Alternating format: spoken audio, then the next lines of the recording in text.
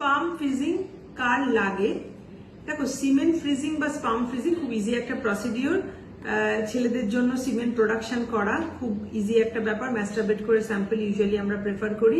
এবার সেটাকে আমরা কিছু তার আগে দেখে নিই তার বেসিক কতগুলো কাউন্ট কিরকম কি আছে।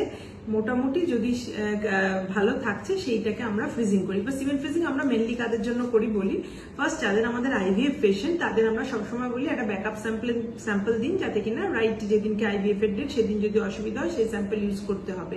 তো সেই বা অনেকের ধরো হাজব্যান্ড থাকছে না, দূরে চলে যাচ্ছে, কাজের সূত্রে বাইরে যাচ্ছে, তার ট্রিটমেন্ট চলছে আইইউআই বা আইভিএফ, তাদের ক্ষেত্রে আমরা বলি স্পামটা ফ্রিজ করে রেখে গেলে আমরা ওইটা দিয়ে করতে পারবো। এদের এই গ্রুপটার জন্য আমরা সবসময় করে থাকি।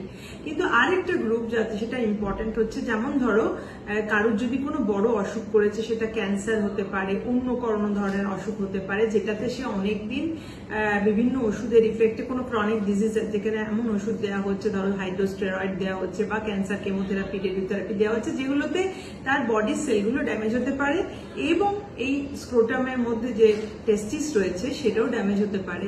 সেই জন্য তার স্পাম ফ্রিজ করে রাখতে হয়তো তাকে ডক্টর বলবে। তো এই গ্রুপের জন্য এটাকে আমরা বলি অঙ্কোফার্টিলিটি, যাদের ট্রিটমেন্ট চলছে। কিন্তু শুধু আমি এখানে শুধুমাত্র ক্যান্সার বলছি না, ক্যান্সার ছাড়াও অনেক ডিজিজ আছে যাতে এমন কিছু ওষুধ ইউজ করা হয় তাতে কিন্তু স্পাম ড্যামেজ হতে পারে। তো এই গ্রুপের জন্য আমি বলবো যে অবশ্যই যখন আপনাকে তো বলছে এবং করতে হবে, এটা রাখার সুবিধা এই যে পরবর্তীকালে যদি তার ধরো আবার রিপ্রোডাক্টিভিলিটি আবার যদি ফিরে এলো ভালো করে, যে তার নর্মালি স্পাম পরে পাওয়া যাচ্ছে সেটা তো ঠিক আছে, কিন্তু পরে যদি একদমই স্পাম না পাওয়া যায় তখন এটা ব্যাকআপ রইলো তার বায়োলজিক্যাল চাইল্ড পাওয়ার জন্য। কিন্তু এটা যেমন আগে আমি এগ ফ্রিজিং এর জন্য বলেছি, এই স্পাম ফ্রিজিং এর এই গ্রুপের জন্য বলছি যে এইটা করতে গেলে এগেন তোমার ধরো আজকেই যেমন একটি পেশেন্টের পেলাম যেখানে সে স্পাম ফ্রিজিং এর জন্য এসছে, তার বাওয়েল ক্যান্সারের ট্রিটমেন্ট চলছে, অপারেশন হয়ে গেছে, কেমো শুরু হবে, তার আগে এসছে, কিন্তু কাউন্টটাই খুব খারাপ। সেখানে পুরো ফিল্ডের মধ্যে আমরা দেখছি একটা কি দুটো স্পাম শুধু নড়ছে, তাও তারা খুব জোরে দৌড়াতে পারছে না। তো এই ধরনের কাউন্টে কিন্তু আমরা ফ্রিজিং করলেও তাকে সেই গুড আউটকাম দিতে পারি না। কি করলে হবে? দেখো, অনেক সময় হতে পারে যে ক্যান্সার প্রসেসটার জন্য কিছু ড্যামেজ হয়, অথবা তার লাইফস্টাইল এমন ছিল যার জন্য ক্যান্সারটাও হয়েছে। এই ক্ষেত্রে যেমন ধরো বলছি বাওয়েল ক্যান্সার, তো এগুলো বিভিন্ন নেশা, অনেক কিছু, ডায়েট হ্যাবিট, অনেক কিছুর উপর ডিপেন্ড করে। তো এইগুলো যখন হয়েছে তখন তার ক্যান্সার যেমন হয়েছে সেই সময় বডির অন্য সেলও ড্যামেজ হয়েছে, তার মধ্যে এই টেস্টিকুলার সেলগুলো ড্যামেজ হয়ে কিন্তু কাউন্ট খারাপ আসছে। তো ইউজুয়ালি আমরা সবসময় বলি এই গ্রুপকে যে যতক্ষণ না কেমো শুরু হচ্ছে বেশ কয়েকটা স্যাম্পল দিতে, একটা যদি একটাও ভালো থাকে বা সব স্যাম্পল মিলিয়েও যদি আমরা কয়েকটা জীবন্ত স্পাম পাই পরবর্তীকালে, ওখান দিয়ে কিন্তু আইভিএফ করা যাবে এবং তার নিজের বায়োলজিক্যাল সন্তান সে পেতে পারে। তো এইটার জন্য কয়েকটা জিনিস জেনে নিতে হবে। দেশের কিছু রুল আছে যে এই সবাই তো ম্যারিড হয় না কাপল, তখন ধরো কেউ অল্প বয়সে এসে স্টোর করছে বা চাইল্ডহুড ক্যান্সারের জন্য, তো তখন আমরা তার গার্জেনের বা যাকে আরেকটা কন্ট্যাক্টেবল পার্সনের সই নিয়ে রাখি। যদি বাই চান্স কারোর ক্যান্সার রিলেটেড কজে ধরো সে সার্ভাইভই করলো না পরে, তখন এইটা নিয়ে যখন আমাদের একটা সমস্যা তৈরি হয় তখন আমরা এই স্পামটা নিয়ে কি করব, সেই জন্য তার আরেকজনের নাম্বারও আমরা রাখি, কি তাকে আমরা জিজ্ঞাসা করে তখন এটা ডিসকার্ড করতে পারি। অনেক সময় এটা কোর্ট কেস অব্দি গড়ায় যে তার বাবা মা বলে না আমার বাচ্চার এই যে রেখে গেছে এটা দিয়ে আমরা চাইল্ড বানাতে চাই, তার বায়োলজিক্যাল বেবি, কিন্তু তার জন্য সে যদি ম্যারিড না হয় বা ম্যারিড হলে তার ওয়াইফ যদি রাজি না হয় তাহলে এটা কোর্ট অ্যালাউ করে না।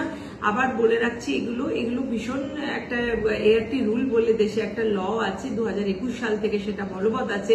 এখানে কিন্তু অনেক রুল আছে, সেখানে সিঙ্গেল মেলের জন্য কিন্তু প্রেগনেন্সি বানানো মানে সারোগেসি করা সেইটা কিন্তু অ্যালাউড না।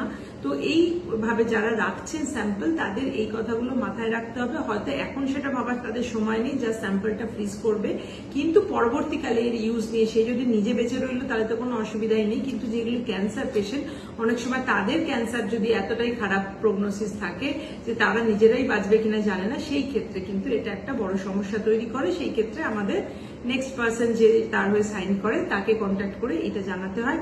তো আপাতত আমি বলবো যে সবার নিজের হেলথ নিয়ে একটু মানে সচেতন হওয়া, একদম লাস্ট স্টেজে যাতে এইগুলো না ডিসাইড করা হয়, এবং যেইটা তোমার বডিতে ধরো হার্ট অ্যাটাক করছে, প্রেশার বাড়াচ্ছে, ক্যান্সার করছে, সেটা যে লাইফস্টাইল ইস্যুগুলো আছে সেগুলোকে অ্যাড্রেস করলে কিন্তু তোমার বায়োলজিক্যাল ক্লকটাও ঠিক থাকবে এবং স্পামের কোয়ালিটিও ঠিক থাকবে।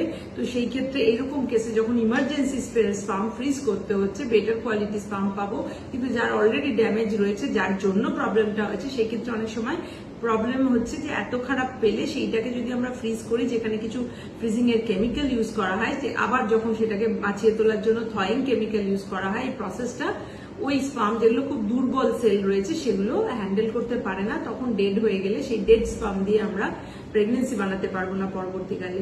তো এটা জাস্ট সবার জনস্বার্থে বললাম যে এটা যদি কেউ কারোর জানা থাকে এরকম পেশেন্ট, দেরি না করে সঙ্গে সঙ্গে এটা করতে বলো। আর যাদের এই সমস্যা আছে তাদের কাছে এই ভিডিওটা পাঠিও, যাতে কিনা তারা সচেতন হতে পারে।